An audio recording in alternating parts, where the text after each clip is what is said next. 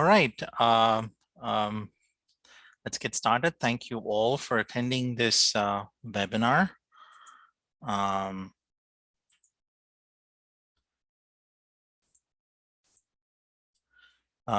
This webinar is about the PhD program.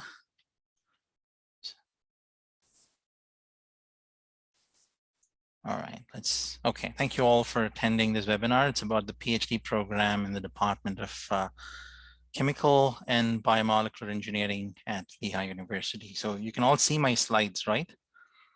Okay, perfect. So I'm Professor Srinivas Rangarajan, and I'm an assistant professor in the department, and I'm in charge of PhD admissions. And the agenda for today's webinar is for me to quickly go over the PhD program and the application process. And then we will have a student panel discussion where we have assembled many of our current and recent PhD students. So I do want to mention here that all the attendees can submit their questions through the Q&A or the chat feature that you'll be able to see. And I will keep checking that window periodically to answer these questions. You know, if there are program specific questions I can answer. We have questions for the student panel, then I can also direct these questions to them. All right, so Lehigh University is located in the city of Bethlehem, Pennsylvania, and the Chemical Engineering Department is located on Lehigh's Mountaintop campus, which is one of the many campuses of Lehigh, and it's a very picturesque campus. It's right on top of the South Mountain, and so we have a very nice view of the Lehigh Valley. And Iacocca Hall is where the department is located, and this is the Iacocca Hall building. All right, so there are many campuses, or Lehigh University has many campuses, and the main campus where all of the administrative buildings and most of the departments and most of the classrooms are located is the Asa Packer campus. The other campus is the Mountaintop campus where we are currently located. There's a third campus called the Goodman campus where the sports and athletic facilities of the university is located. Lehigh University is on close to the eastern border of Pennsylvania and is close to many major cities and airports. So, often I fly out of the Philadelphia airport myself, and that's about 70 minutes from my office in Iacocca Hall.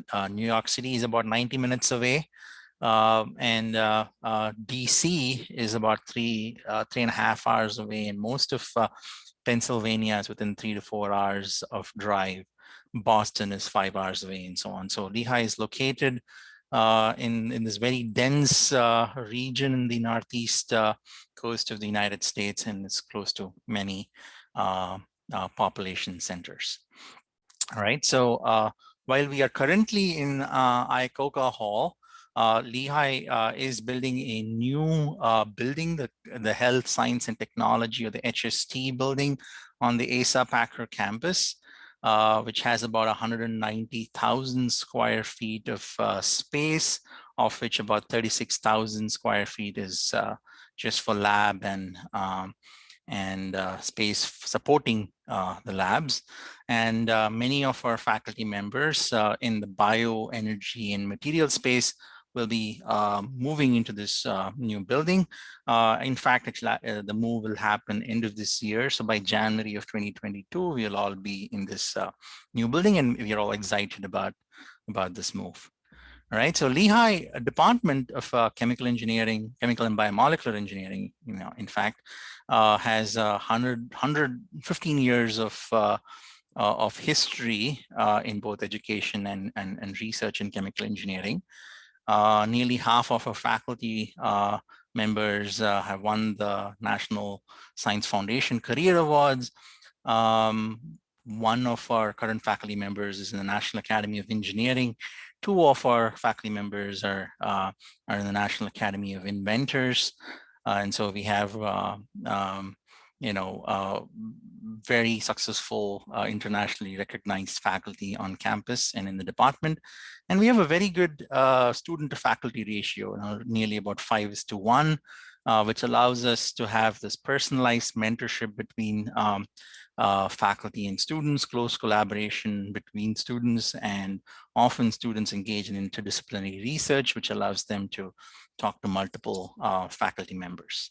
We have about 15 tenure and tenure track faculty members, and 2 more are sort of jointly appointed faculty members with primary appointments in environmental engineering and material science, and we have 1 professor of practice. This is sort of a matrix of research in the department. I think of 4 fundamental enabling technologies and 2 cross-cutting topics. The enabling technologies are the materials, materials and nanotechnology, colloidal and interfacial science, molecular modeling and simulations, and in particular atomistic simulations, and then data science systems and controls as well. And the cross-cutting themes are primarily in the energy and environment space, and in biomolecular sciences and engineering as well. Our research is supported primarily by federal funding agencies, including NSF and NIH, but also by state funding agencies and private foundations, and often by chemical companies in the US as well. So here's, I have a list of some of our sources of funding. So research on campus is research in the department is actually closely tied up to research on campus, in particular tied to the 3 interdisciplinary research institutes and many research centers as well on campus. It allows us to sort of leverage advanced research tools, including advanced microscopy, spectroscopy, nanofabrication, high-performance computing, and sort of fosters a culture of collaboration within the department and across the university as well. All right, so here is a slide with some statistics about our PhD program. I do want to mention that nearly half of our students are women. About 90% of our PhD students finish their PhD. All our PhD students come in with full support, so they get at least $29,000 and of stipend per year, and this increases yearly almost to adjust for inflation. All of our students get complete tuition waiver, so tuition is paid for. You don't have to pay anything out of pocket, and you also get health insurance, right? And many of our students go into industry after their PhD. Some of them do a postdoc, and some actually get into faculty positions in the US as well as across the globe. So here is a sort of a snapshot of coursework and research milestones for a typical PhD. So in the first year, you're primarily doing coursework. So if you start in the fall, by November, you are placed into a research group, so that advisor selection happens in the first 3 months of your fall semester, where you first interview with all the different faculty members who are interested in recruiting PhD students, and then you indicate your preference, and then the graduate committee then assigns students to research groups based on student preference and the needs of the faculty members. In the second year, beginning of the second year, so it'll be August or September if you start in the fall, there's the PhD qualifying exam, and in the rest of the year, you finish your remaining coursework and continue your research that you actually start even in the first year, particularly in the first year summer. In year 3 is proposal defense, and you form your PhD committee. Typically, the proposal defense happens when you publish your first research paper, or you know that you're going to defend soon. And so in years 4 and 5, you then defend your PhD thesis. So all PhD students do 2 semesters of teaching assistantship duties, and we think it's actually a good training for our graduate students. It allows them to engage with our undergraduate students as well, and brush up their own chemical engineering concepts. So I really quickly want to summarize the application process. You should find most of this information on our graduate department website, in fact, in the graduate research or graduate studies section. You can use this link to apply to Lehigh. The application deadline for fall 2022 is January 15th. And typically every year for fall is around the middle of January. So we no longer require GRE score.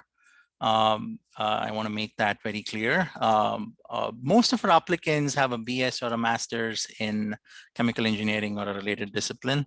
But we do seriously consider students with undergrad degree in non-engineering disciplines as well, and you will meet many such candidates during the student panel discussion in a little bit. International students require to submit a TOEFL or IELTS score, and I have some metrics here for what we look for as minimum score, overall score, and minimum in each of the different sections: writing, speaking, reading, and listening. We require 3 letters of recommendation, preferably from research advisors and teachers. But if you're working in a company and you want to get a letter from your boss, the letter should that is still fine, but we'll appreciate if the letter speaks to the potential for graduate study and independent research as well, because that's an important component of PhD. You'll also have to submit your resume or CV that sort of highlights your academic background, your GPA, and if you can mention your class position, that'll be really helpful for us. If you can mention your relevant coursework, research projects, publications, and general skill sets, that'll also be very useful for us to assess your application. You'll also have to submit a personal statement detailing why you want to why you want to do a PhD, and the statement should also discuss in more detail any background experience that you have that will indicate your success as a PhD student. Finally, we do need your complete transcripts, but for now, unofficial transcripts are okay. But once you are given an offer, and once you accept the offer, before starting at Lehigh, we will need the official copies of your transcript. All right, so I do see questions. I will try to answer these questions during this webinar, but I do first want to introduce the panelists that we have today. So I'm going to go one by one over, and introduce each of our panel members. The first panelist is Dr. Danielle Kiani. So Danielle, if you want to unmute yourself and introduce yourself in a minute, that'll be great. Should I go ahead now? Yeah. Alrighty. Hello, everyone. My name is Daniel. I got my BS in chemistry from Georgetown and then transferred into a PhD in chemical engineering at Lehigh University. I'm originally from Pakistan, did my undergrad in DC, and then moved to Pennsylvania. During my PhD, I was mostly working with oxidative coupling of methane. So I would say 70 to 80% of my PhD was experimental work, doing spectroscopy and reactor engineering. But then towards the end of it, I did dabble a little with DFT and ab initio modeling of my catalyst as well. And since graduation in May, I recently graduated. I've been working at Cummins Incorporation in their emission catalysis division. Thank you, Danielle. The next member of the panel is John Sakizadeh. John? Yeah, hi, my name is John. So I'm from Minnesota. I got my bachelor's in chemical engineering from the University of Minnesota. And after that, I directly went into a PhD program here at Lehigh University. I'm in my 5th year. So, and I'm currently studying enzymatic syntheses of water splitting photocatalysts. And so it has this research, dabbles with, energy environment, but also some biological biological methods as well. So. All right, thank you very much, John. Adhika Setyawan is the 3rd panelist. Adhika? Hi, everyone. My name is Adhika. I'm originally from Indonesia, but I moved to the USA for my bachelor's at University of Wisconsin Madison, then moved to Purdue, and then finally I'm doing my PhD program at Lehigh right now. My research generally is in the field of hydrocarbons and energy, but once moving to PhD, I switched from completely experimental research to now a computational chemical kinetics focus. Thank you, Adhika. The next panel member is Manoj Silva. Hi, everyone. My name is Manoj. I'm originally from Sri Lanka, relocated to Maryland in 2014. I got my bachelor's in chemical engineering at University of Maryland. So I'm a 4th year PhD student, and my current work deals with the study of magnesium oxide nanoparticles. We use them for 2 purposes. One is to extract inorganic nutrients from wastewater using absorption. And the other application is that we dope the material with iron and copper, and we study photocatalysis as a means of removing emerging contaminants from wastewater. Yeah. Thank you, Manoj. The next panelist is Dr. Hughie Tian. I put an asterisk there because Hughie defended yesterday. So he's a freshly minted PhD from Lehigh University. So Hughie, if you can introduce yourself. Thank you. Hi, my name is Huijie Qian. I am from China. I got my master in chemistry from University of Science and Technology of China, and I got my master in chemical engineering from Illinois Institute of Technology, and after that joined Lehigh for the PhD program. And I just passed my defense yesterday, and it is about using data-driven modeling to understand hydrogenous catalysis system. And I have taken an offer as a data scientist in a startup company in Boston and doing some machine learning engineering. Thank you. Thank you very much, Hughie. Our next panel member is Meishan Wu. Hi, everyone. My name is Meishan Wu, and I was born in China, and I'm from Brooklyn, New York. Sorry for spelling Brooklyn wrong. I don't know what happened there. That's me, I guess. Okay. I received my Bachelor of Science degree from Syracuse University in Chemical Engineering and Classics. I'm a third-year PhD student, and right now the project I'm working on is developing alternative drug delivery strategy using outer membrane vesicles to combat antibiotic resistance. And another thing about me is that I am currently the vice president of ChBE, and I would like to talk more about ChBE with you later. So the picture on the right is me and my group mates. Fantastic. Thank you, Meishan. And finally, we have Dr. Nan Wu.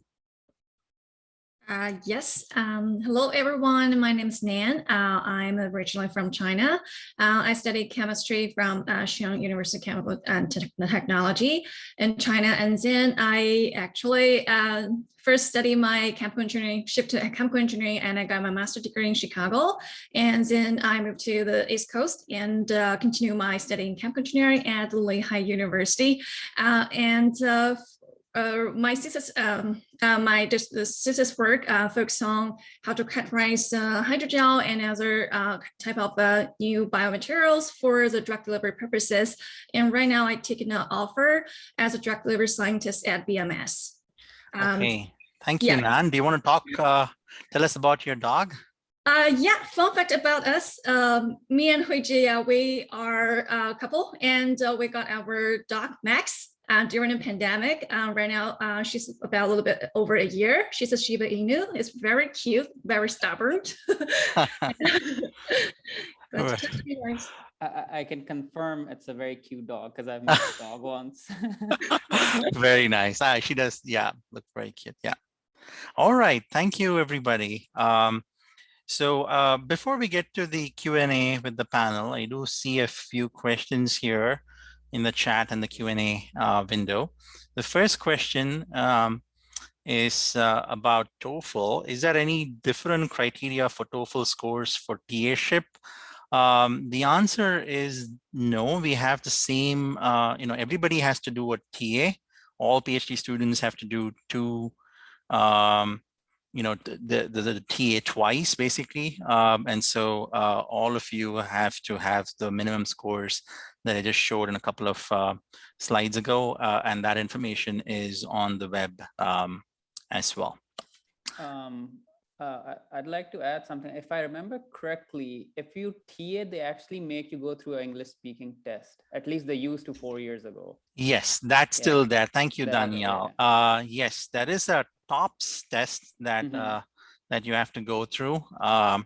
And you have to pass that test to become a TA, and students sometimes students will then have to take an what's called an ESLP course that they recommend as well. So usually most of our graduate students pass that TOPS test. But there are one or two instances where they have to take the ESLP course, and it actually helps them actually in their own, research communication as they go on to give talks and presentations and so on. All right, so the next question is, does the university waive TOEFL for applicants from English-speaking countries like Nigeria? The answer is yes, they do waive, but you'll have to request it specifically. So if you can email InChegs, I'll have that email ID show up in a bit, but you will have to email the department and request for a TOEFL waiver. We'll need some information from you, your transcripts in particular, and then we will forward that to the ICAPE, which is the I think the Institute for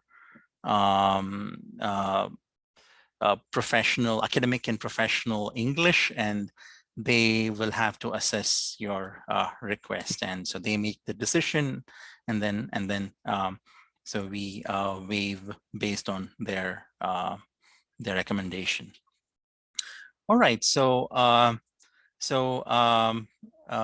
guess we've answered all the questions, and so I'm actually going to go over a bunch of frequently asked questions from that we often get by emails. I'm going to ask these questions to our student panel here, but please feel free to type in any questions that you have directed towards me or to the panel. All right, so so anybody in the panel can answer any of these questions. I'm just going to read them out aloud. So the first question is, why did you choose to get a PhD? Does anyone want to answer that? Yeah, I can go ahead. Mm-hmm. I guess why I chose to do a PhD, I guess was my experience, just meeting other PhDs during my undergraduate. And so back when I was an undergraduate, I did academic research as well as I worked in industry. And so in industry, I met, basically everyone in my group there. So I worked at 3M in adhesives. So working in adhesives, and a lot of the people I worked with there, had PhDs. And over this time, I kind of saw how they could design different research studies and whatnot. And I thought that was, quite interesting. And, once I kind of told them that, I was kind of interested in that kind of, design research and investigate different deeper questions about, these products and stuff like that, they were quite supportive, and they helped me along the way to, apply and pursue these interests, and it eventually led me to, applying to a PhD program here at Lehigh University. Nice. That's a nice experience. And anybody else wants to chime in? Yeah, I can speak to that a little bit as well. So for my undergrad experience, I worked at the National Institute of Standards and Technology for about 9 months. So that was 2 summers and 1 semester part-time.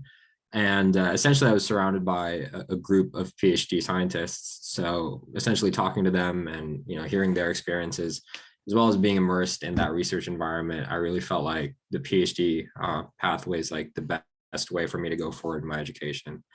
Versus entering industry right after bachelor's to go into something like process engineering. I want to stay kind of in the R&D side. That's really great. I mean, in fact, my own experience is actually similar to yours, Manoj and John. I actually worked for a year right after my undergrad.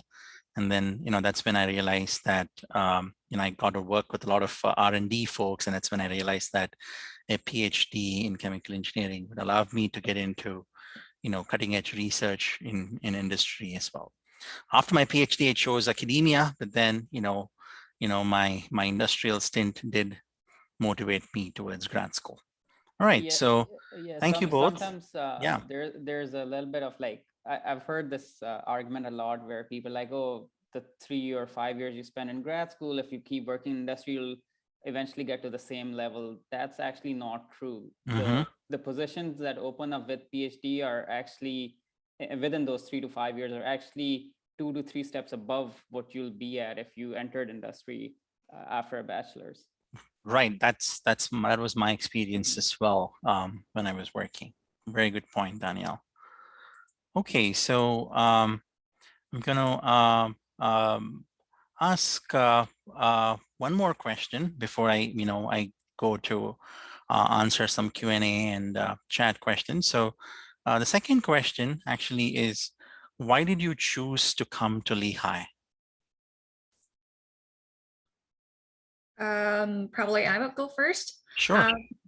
So first of all, I chose Lehigh is because my advisor in my master's degree, he suggested that Lehigh have a really great chemical engineering PhD program. He also have some connection with some professors, so he recommended us to apply. And the second thing is more personal because me and Huijie both get offer from Lehigh University. We really appreciate we can along the way to study together through the whole PhD, and we really appreciate the time at Lehigh, and I really appreciate the program. Oh, fantastic! Thanks, Nan. And yeah, so we do take into consideration the fact that the applicants might be related, and we make those cases definitely work, right? Any other panelist wants to talk about why they chose Lehigh?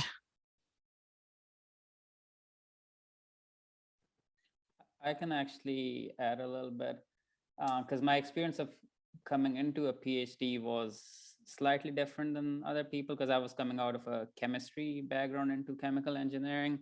So one of the reasons I was looking at Lehigh was, one, I mean, Lehigh was super strong in catalysis and in general. So a bunch of professors told me about Lehigh. Two, it was on the East Coast, which was my preference. Third was that a lot of the schools that I was interested in, and it doesn't matter if they were as good as Lehigh or lower in the rank or how the research was, one of the major problems I've faced was a lot of them would not even let me apply into a PhD in chemical engineering, because I lacked some of the courses that they deemed fundamental. Like it would be as simple as differential equations or linear algebra. It's like, oh, if you don't have this course in your transcript, you simply cannot apply. So one of the things I liked about Lehigh was that their requirements allow people, like someone who's coming from an inorganic chemistry background can excel extremely well in catalysis. They don't need to have the traditional reactor engineering or math background or whatever some of the schools had in their curriculum requirements. So that's one of the strong points of Lehigh that I noticed at the time, that their application criteria was more like welcoming of people coming from different academic backgrounds. And it worked out very well, right, Danielle? You'd had a prolific PhD, and then you're doing very well in Cummins now. So yes, yeah. I'm still not a chemical engineer, still a chemist, but oh, but still, but, yeah, I think you're as good a catalysis engineer as anybody else, right? So thank you for that. So I do want to actually answer a couple of questions that have been submitted to the Q&A and the chat windows. So one question was about, is it possible to send an unofficial IELTS score? And the answer is, we do require an official score, but then perhaps early on when you're, just submitted your application, we can make do with an unofficial IELTS score. And then once you are admitted, you could then send us the official score. That might be possible. I definitely encourage you to write to the department. The email ID is inchegs@lehigh.edu. I'll leave that information at the end, and you can discuss this particular possibility in greater detail. The other question is there a biotechnology program available? So the department is actually the Department of Chemical and Biomolecular Engineering. So many of all of our students get a PhD in chemical engineering, so to speak. The title is PhD in chemical engineering, but then many of our students do core biology. So Dr. Nan Wu, Dr. Meishan Wu, soon Dr. Meishan Wu, I would say, will are both doing research in hardcore biotechnology, bioengineering areas, and so yes, you have a lot of opportunities to do bio research, though for traditional reasons our PhD is still called PhD in chemical engineering. All right, so I did receive another question on chat. So if you have an English proficiency test results from school, is it still required to write TOEFL? Again, I think in some cases we do waive the TOEFL requirements. I suggest that you contact again InChegs, the department, InChegs@lehigh.edu. And they will be able to answer this particular question in more detail. Again, it may require us to contact Lehigh's International Center for academic and professional English, and then they would recommend what needs to be done. All right. So I have another Q&A actually. So I'm going to read this out completely. So this is actually addressed to Manoj. So hello, Manoj Silva. It's wonderful to see you're working on wastewater treatment. I also worked on designing a process for the treatment of textile industrial wastewater during my undergrad studies. I just want to know whether your work, your group is actually working on membranes, like using a membrane bioreactor for wastewater treatment. Secondly, is your project industry oriented? I mean, what are the large scale applications of your project, or the motivations behind working on this particular research area in general? Yeah, I can quickly answer that. Yeah. Well, I mean, it's great that you already have some experience working on like these kind of relevant projects. The first part of your question, we don't really work on membranes. This project's geared toward adsorption approaches and photocatalysis. So we haven't really worked with membranes specifically, mostly because membranes aren't really effective in the target pollutants that we're looking at. So yeah, we also haven't, our group doesn't do anything with bioreactors either. We're mostly like catalysis, surface science. So yeah, no bioreactors in this project. The second part of that, so this project wasn't industry oriented. Specifically, it's more kind of looking at like fundamental chemistries, but we do have industrial collaborations in our group. I've worked on short-term projects that are more like geared toward industry, where your project is kind of like split 50-50 between like a company and yourselves. Daniel also has some experience working on projects like that. I can quickly discuss one of those projects that I did. For a summer, we had a short-term project where we had government funding to study rare earth element extraction from waste electronics. So that's something we worked with on, a company on. So we did lab scale studies, and the company tried to like scale up what we were working on. So it was a really nice collaborative effort. I essentially got to do lab scale studies for 3 months and then present a report to the company, which they used to try to acquire like the second phase of that funding. So even if your main project sometimes isn't like industry oriented, you might end up working on short-term projects that might connect you with industry. So right. And sometimes companies collaborate with universities to do fundamental research. So in fact, we have my group collaborates with Professor Wax's group, and we have an NSF funded project in collaboration with a company that makes specific types of catalysts. And so our goal is to understand why the catalyst behaves the way it behaves and so on. So Professor Wax does operando spectroscopy. Adhika does ab initio sort of quantum chemistry modeling and so on. So often, fundamental projects are still of relevance to industry, because they want to understand how things are working so that they can design improved materials, improved catalysts, improved processes, and so on and so forth. All right. So there is one more Q&A, but before that, I would like to ask another, sort of frequently asked question. So have you been to conferences and have you given a talk or presented a poster in these conferences? Tell us about your experience. And, did the department or your advisor or your research group or your friends help you out? And if they did, how? I can go first on that one. So I recently presented at AICHE, which is the American Institute of Chemical Engineers. They had their annual meeting. This year they had 2 formats. One was in person in Boston, and they also have a virtual edition, which is currently going on. So I just presented there. And like in your 4th year, presenting at a conference really isn't like something that's that hard. You already know your research pretty well. So it was a very smooth experience. Typically for conferences, Lehigh has travel funds, or the grant that you're working on will have some funds for conferences and posters, these kind of things.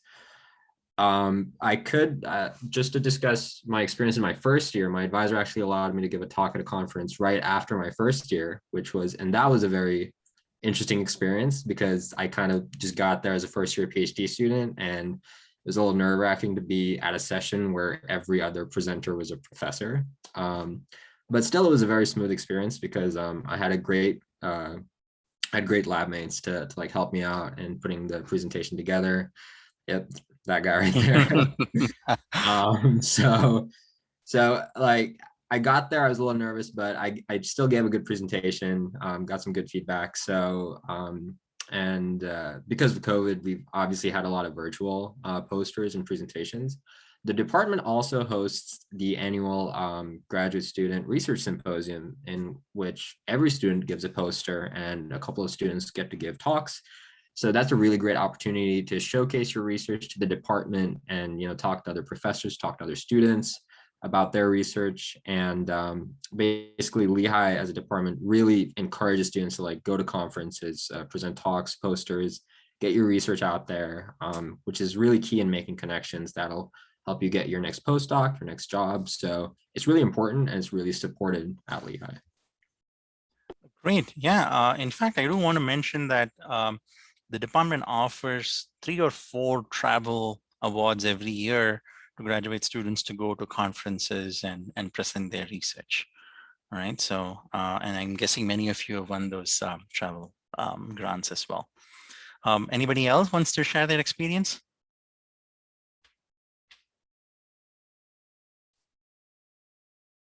I can just add on to some of the stuff Manoj was discussing here. So like, yeah, due to COVID, unfortunately, there were a lot of virtual conferences and stuff like that. And but I will just say, like, the department, the students really pull together for presentations and stuff like this. So if you ever need help making a presentation or you want feedback, the student body does a really great job of making time to like listen or listen to your presentation and stuff like that. So not even just for conferences, but even for other presentations that are required to departments, such as the qualifier for your proposal. I've gotten a lot of help from lab mates and stuff like that. So I just want to add that the student body tends to be does a pretty good job supporting one another.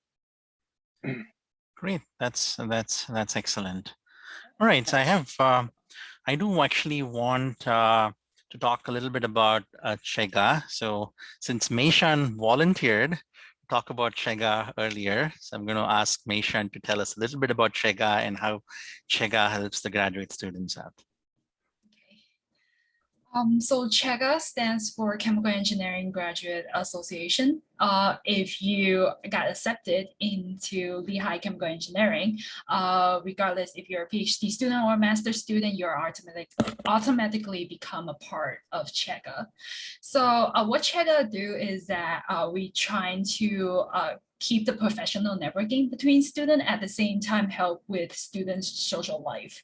So a lot of people are saying that, well, if you get into PhD student, you have no social life, you're just stuck in your house and in your lab, like just back and forth. That's true sometimes, but what we want to do as a ChGA is to try to fit in a part like this social into your life.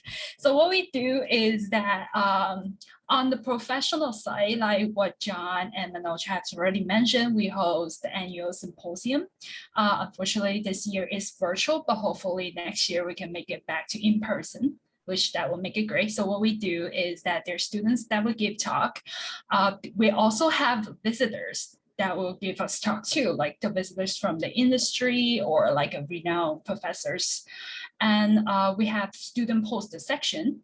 If you're a PhD student that passed the qualifier, you're mandatory to give a poster presentation. So that is also a very good opportunity for you to practice and also for you to learn about other people in the department and what they're doing in their research.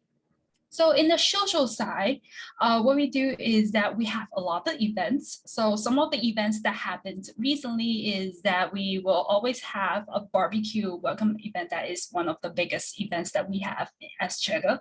So we bring food and then we start like a barbecue, and then everyone kind of gather together, and then we talk about a lot of different things. We also have like the smaller events like a happy hour, which that happened twice already. So went pretty well. And when it's like summertime, we also do picnic. We also really want to do hiking, but unfortunately that did not happen over this summer. And also, yeah, we have like a lot of different events. We also have pizza events. And right now, ChBE is working with a journal club. So we have like a kind of like a quarterly journal sharing a presentation time where students can just sit together listening to some other students present their presentation on like an article or something. And then we kind of just sit together and then talk about that, which is pretty fun. Sounds like a very active group. Thanks Yeah, we're very very much for doing active. this. Yeah. We do have a couple of Q&A questions. What percentage of graduates find employment in academia, and what percentage of graduates find employment in industry? I would like to say that most of our PhD graduates go into the industry to take up R&D positions like Daniel has, and Annan and Eugene and so on. I think I would say 60 to 70% of our students end up going into industry, and about 30% end up going to a postdoc or take up a faculty position and so on. So we have a lot of Lehigh PhD graduates in academia in the US, in North America in general, in Asia, in China, India, and so on and so forth. So we do have a lot of students in academia, but most of our students go to industry. All right. So one more Q&A is about TA-ship experience. Is having teaching experience, specifically TA-ship experience in chemical engineering courses and labs, a valuable addition to a candidate's profile? I definitely, personally, I do think it's an opportunity to interact with undergraduates, but also, sort of brush up your skills and so on. And if you're interested in academic positions, like, as a more of a teaching professor, or even as a research professor, having these TA-ship positions would really help. I am gonna, sort of ask the panelists though, if they want to share their experiences TAing. So Adhika, for instance, Adhika, you are a TA currently, and you've been a TA before. You want to tell us a little bit about your TA-ship role and how you've what you've learned?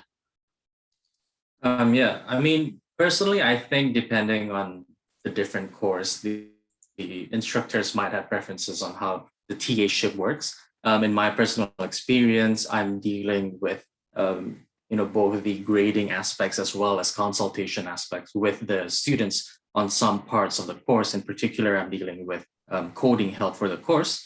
But personally speaking, I think it's a very beneficial experience to go through, personally for me as well, because through trying to consider how to teach the students the material that I'm already familiar with, it helps me restructure my own knowledge of it as well. And so in general, I think I would definitely suggest, and also you're required to TA during your time here. But during those TA periods itself, don't only consider doing it as a work, but consider, reframing what you know about your own subject material and how you transfer it to others. Excellent. Thank you, Adhika, for that. I have one more question. I have a couple more questions, actually. We are sort of at the 50-minute mark. Some of you, and as Danielle mentioned, come from a non-chemie background, and we are totally open to such students. So specifically, I know Hughie and Danielle both have a chemistry background. I think also Nan. So maybe we can start with Hughie, but do you want to tell us a little bit about how your transition was from chemistry to chemical engineering? Yeah, sure. I think after I joined Lehigh in the first semester, we don't do lots of research. We focus on the advisor selection process and the coursework. So you could use this time to catch up with the background from the transition of your previous degree to chemical engineering. And also as I think the research level goes higher, there's no clear difference between those chemistry and chemical engineering. It's more important to have those problem solving skills and those mathematical background and so on and so forth. Excellent. And I can say that I can attest to the fact that your chemistry background and your general aptitude in math came in handy while you're doing these data-driven models for catalytic systems, right? Like UG. So, Nan, do you have any thoughts?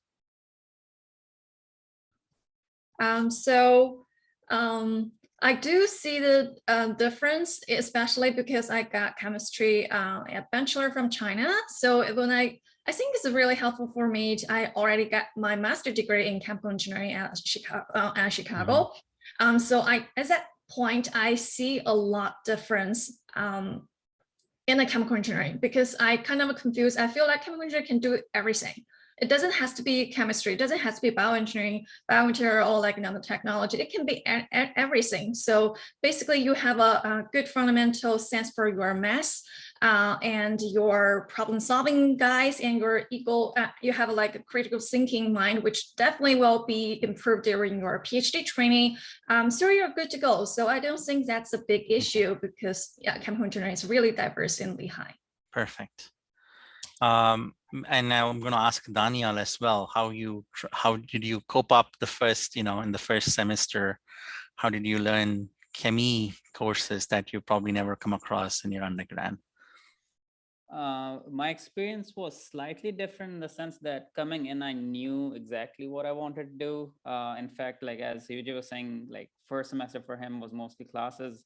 I would say first semester for me, I was taking classes, not doing too hard in them because it's just coursework and, it's different for me. But I also knew a lot of that coursework was not relevant to what I actually wanted to do and I'm actually doing right now in my job too. So coursework is coursework at some point. So I just started focusing on research more because the thing Hugh just said that I completely agree with is like the higher you go up in research, you realize a lot of these distinctions we make up are sort of artificial. Chemical engineering, chemistry, physical chemistry, physics, it's all the same at the end. A lot of it is just math. But so I would say the math courses were, and the transport course was especially challenging in the sense that it was just the concepts were very new because I'd never seen them before. But I will also say that even though I didn't, do as good in them as I would want to, or I would have liked to, ultimately it doesn't affect in the long, in the big picture. Someone who's doing catalysis like myself, like typically if they hire someone to do spectroscopy and a lot of like atomic level characterization and catalysis, they don't expect you to design a reactor on it. So it's a balance. The industry recognizes that everyone has strengths. And so when they hire someone to work on a specific strength, they're gonna not expect you to then be an expert at the other thing. So right now, like my team knows, like they have a hardcore, like they have a technical specialist who's like specialties designing reactors and sizing reactors and transport phenomena and stuff, but that person doesn't know spectroscopy. I'm a chemist who has a degree in chemical engineering, but my specialty is spectroscopy and catalysis. So there's like a diverse team and everyone has specialties, and that's what they care about. Actually, to be very frank, a lot of times when the industry or these academic jobs, when they hire people, they don't even care about if you have PhD in chemical engineering or chemistry, as long as you have the skills for it. they'll Exactly. like take you. Exactly. They're hiring you for your expertise in catalysis and spectroscopy as applied to catalysis. It's a very fair point. Thank you, Danielle. I want to take one more minute and ask you all if you have any suggestions for prospective graduate students about applying, as well as, you know, about your about their first year in grad school, regardless of whether they come to Lehigh or not. I mean, what would be your advice to first prospective students, and, you know, and about how to tackle their first year of grad school? I want to say this first as a gentle reminder to everyone who's applying. Typically, what I see is that for chemical engineering programs, you have the first year to tackle both the courses, as well as you have the time to make the decision for the advisors. I want to give you a reminder that not all fields have this privilege, and because you do, make sure that, you know, when you get accepted to a program, make use of the first year to actually talk to the people you're potentially going to work with, to the professors, and especially to the students working under them, to really get to know their work style, their philosophy, the culture of the group. Because I think, among other things, making the right decision between this advisor and advisee relationship is one of the most important things in your PhD program. That's an excellent point, Adhika. So if somebody wants to chip in really quickly, they're welcome to.